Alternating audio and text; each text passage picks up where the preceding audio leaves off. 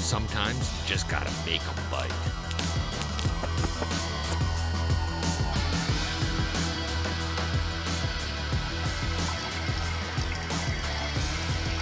Oh, there he is. Look at that.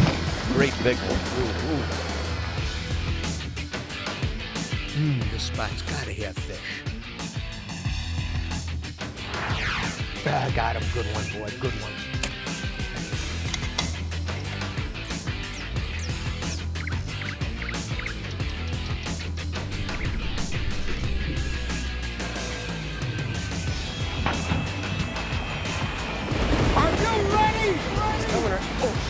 There we go.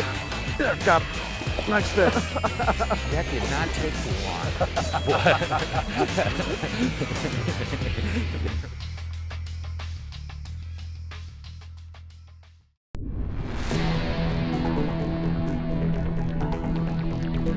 Fish are creatures of opportunity, changing locations and preferred forage throughout the course of the season. As nature's bounty dwindles in one place, new ones emerge elsewhere. As conditions change, fish adopt efficient, alternative feeding strategies for obtaining easy meals, even if they go against the grain of perceived fish behavior. Today, on The Edge, we tackle bruiser smallmouth bass that feed on suspended baitfish, using off-bottom fishing tactics to catch offbeat bronzebacks. It's real high. That was really, real high. Look at it. He's got another great big one there. There's a big fish, look at like that. three inches under the surface here. In the process, we discover that their oddball behavior is in fact perfectly logical, given the location and the movements of their primary food. Then we switch to catching largemouth bass that feast on bluegills, a common predator-prey connection in many bass waters. Using our eyes and electronics to detect where bluegills gather, we imitate their size, shape, and natural forage patterns to catch high-flying bass on sky-high bites. Fish gotta eat, and where the food goes, big fish won't be far behind. A deadly combination when these fish are on these bluegills suspended out off at the end of the weed line, which happens all summer long. Boy, there's a bunch of them right here, Jeff. We're just slipping into them right now. Like, they just look like a bunch of bass. There he is. Whoa. There you go. You got buddies? Look at he does. He's got a big buddy with him. Look at it. You want to? Come on. Beautiful fish. Look at Mike. Oh. Ah, buddy. Get double header. Wow, look at that guy there. You know, right now I'm fishing with a longtime friend, Jeff Gustafson, and Jeff is actually a guide as well as a professional angler in Canada, and we're going to look at a really unique soft plastics technique for catching smallmouth bass, or what I should say, more than smallmouth bass, is suspended bass. Wow. You know, there's a lot of different soft plastic techniques to catch bass, you know, whether it be roller jigging, Texas rigging, Carolina rigging. But what we're gonna look at is a vertical fishing technique for fishing for suspended fish. And anybody who's a hardcore bass angler will look at this and they will absolutely be amazed. We're gonna catch a lot of fish today, and this is a technique that Jim pioneered 7 or 8 years ago at Rainy Lake. And since that time, a lot of these tournaments on these big waters up in Sunset Country have been won catching suspended smallmouth. So it's a good way to get big fish, big numbers of fish. Oh boy, we're right here, Jeff. There's a whole bunch of them. Holy mackerel. Somebody's gonna get bit. You know, this technique really is applicable to a wide range of different bodies of water across the country. But the real key is deep water forage. In this lake here we're fishing, it's smelt. It could be tullibees, it could be shad in southern reservoirs, but you need large populations of deep water forage that really sort of sets the events up of how it gathers these large schools of bass on these deep water structures. For the majority of the year, food is the determining factor of predatory fish in all waters. Seasonally, fish can take advantage of a wide variety of prey. You name it, insects, crayfish, and minnows are all on the menu. The habitat preference and the amount of these different types of prey ultimately dictate the location of game fish. In the North Country lakes, smallmouth bass love to feed on open water baitfish, specifically large schools of tullabies and smelt.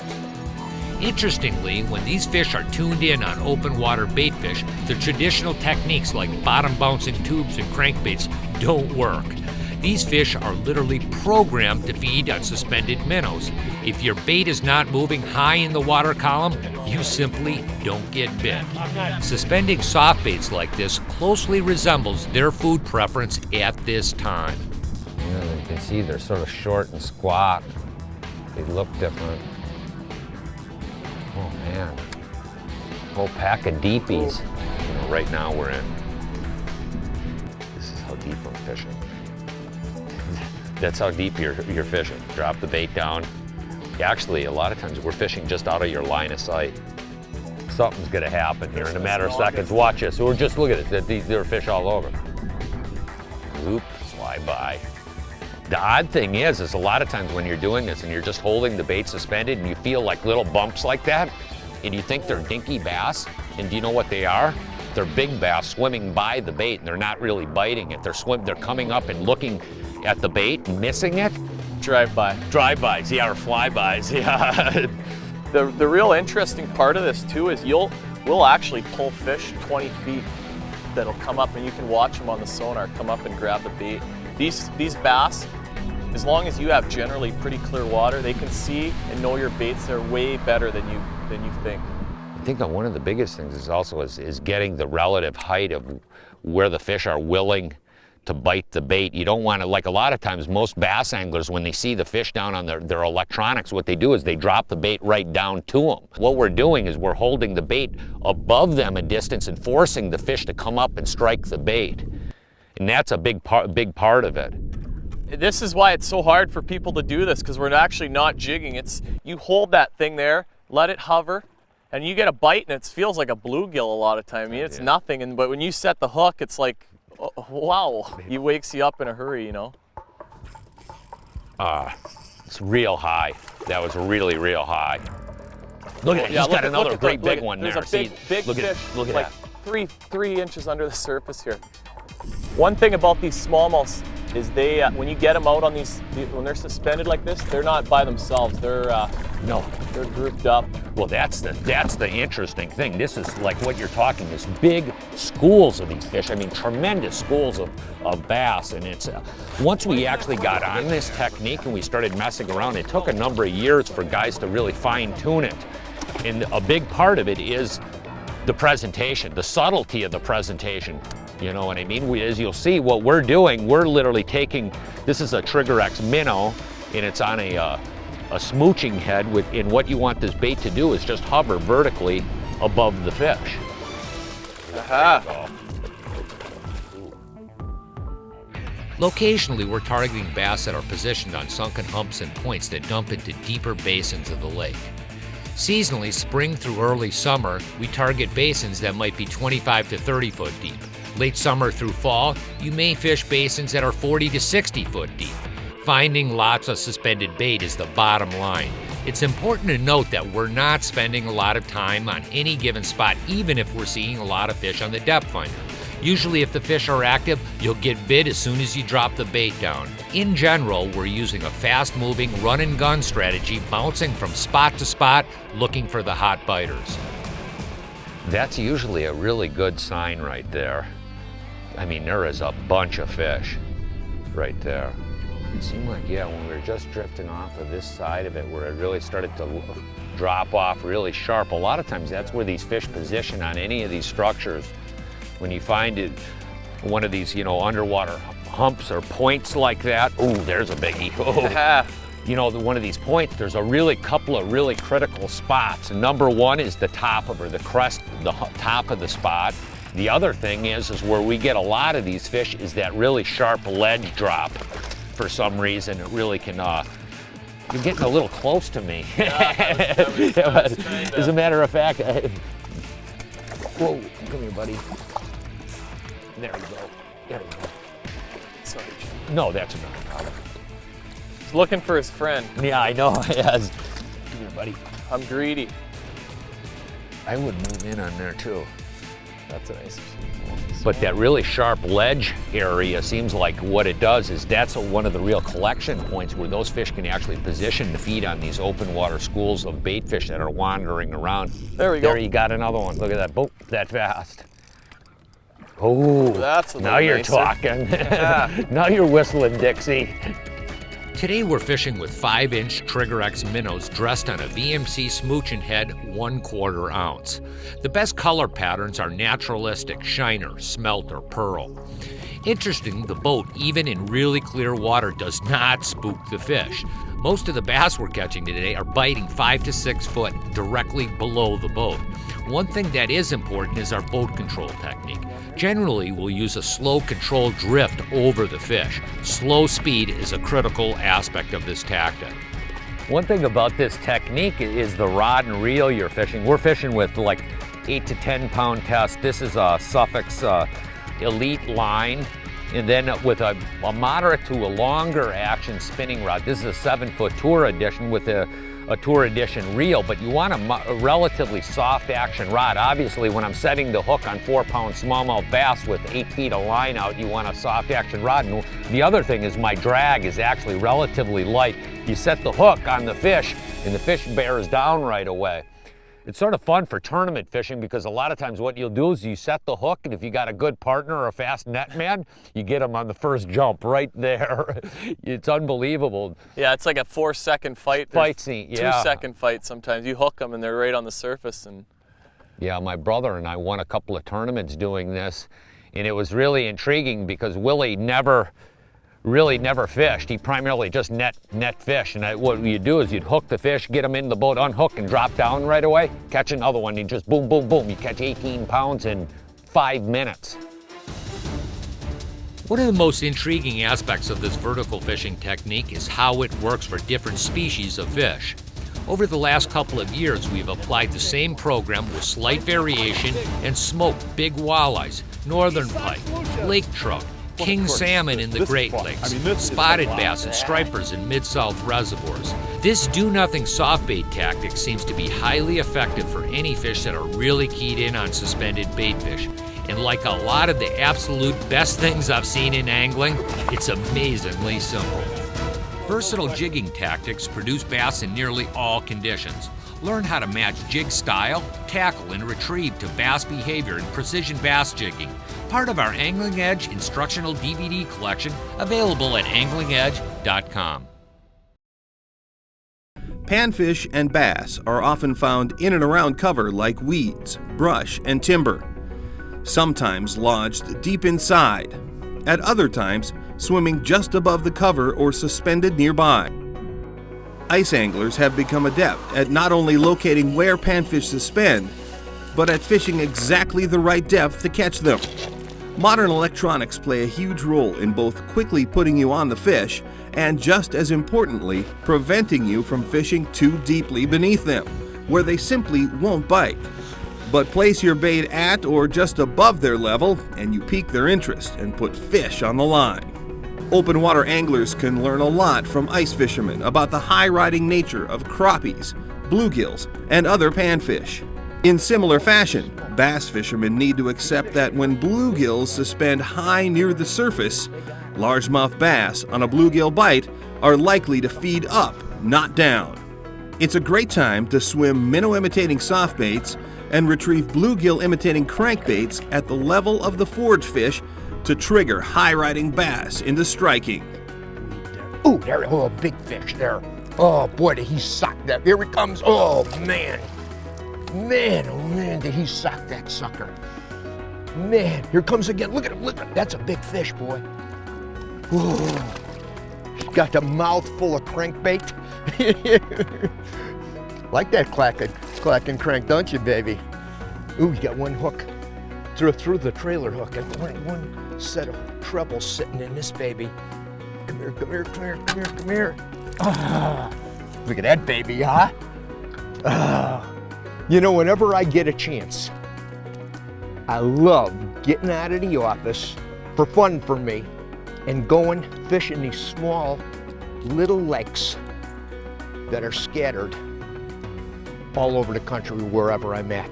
Little body of water like this, some cases they're pits, some cases they're ponds, little natural lakes like this, small rivers, bodies of water that bass don't get a lot of pressure in.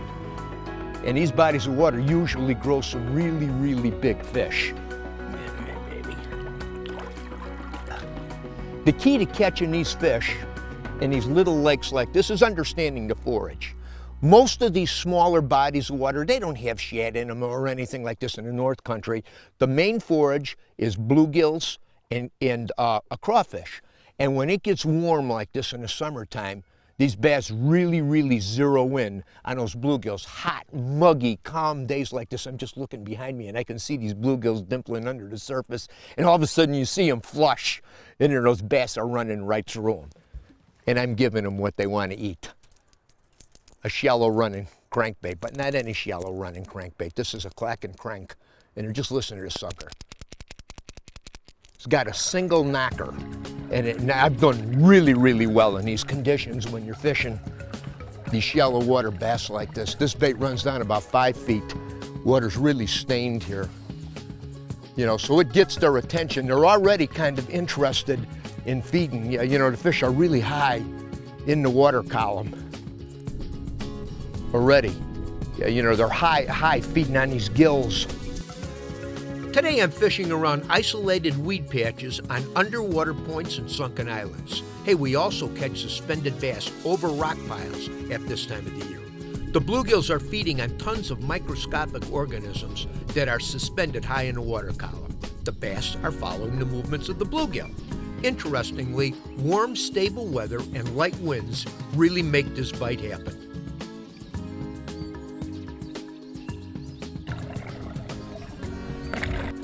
Oh, got him right by the boat. He hit, look at that sucker. He hit that swim jig. You know, it was interesting what had happened. As soon as that bait, I was really slow.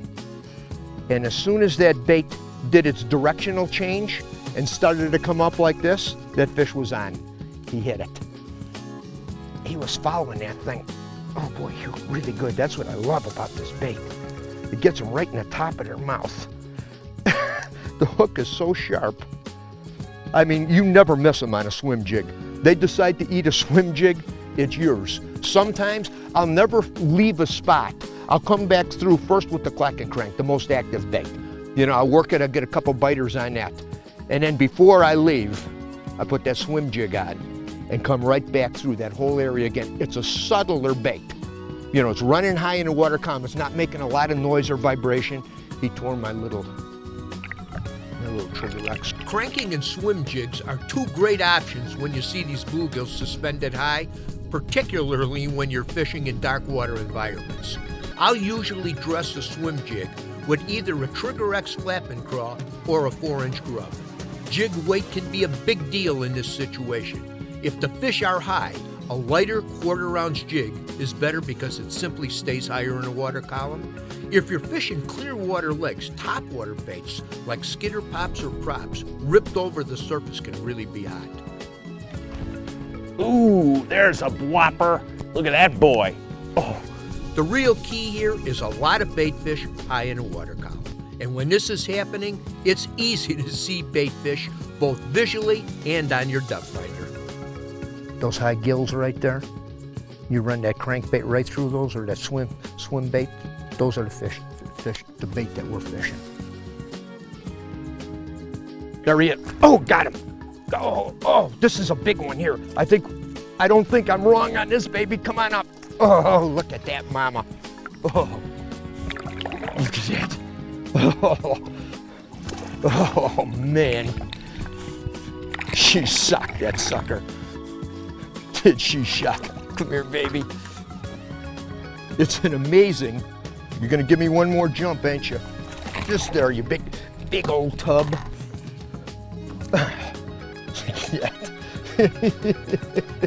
It's a deadly 1-2 punch.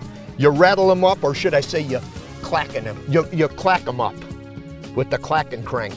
Get their attention, you get 2, 3, 4 fish, then you slow down and get the less aggressive. You come back through with the swim bait. Little trigger X flapping, craw on the back of it. A deadly combination when these fish are on these bluegills suspended out off at the end of the weed line, which happens all summer long on these small eutrophic lakes where bluegills, along with craws, are the main forage.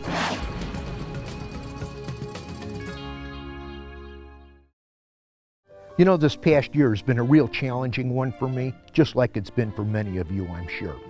Lindner Media Productions, that produces the Edge television series that you're watching now, does a lot of work for a lot of other companies on the production end of our business. We lost a really, really big account, and it's difficult to replace that. In addition to that, my wife had a deal with her heart. She went to open heart surgery for the second time. This had some side effects that really set us back for a period of time as far as her healing went. I'm glad to tell you she's much better now and we're on track. But it's been a real challenge. And one of the scriptures that I've prayed numerous times that I can flat guarantee you gets me through the day is John 14:27. I'd like to read it to you. Jesus said, "My peace I leave with you, my peace I give to you. Not as the world gives do I give to you. Let not your heart be troubled, neither let it be afraid." I don't know how many times in the last year I confessed that scripture, but it's been a load, and it's carried me through. Hey, from all of us here at The Edge, have a great fishing season. We'll see you on the water.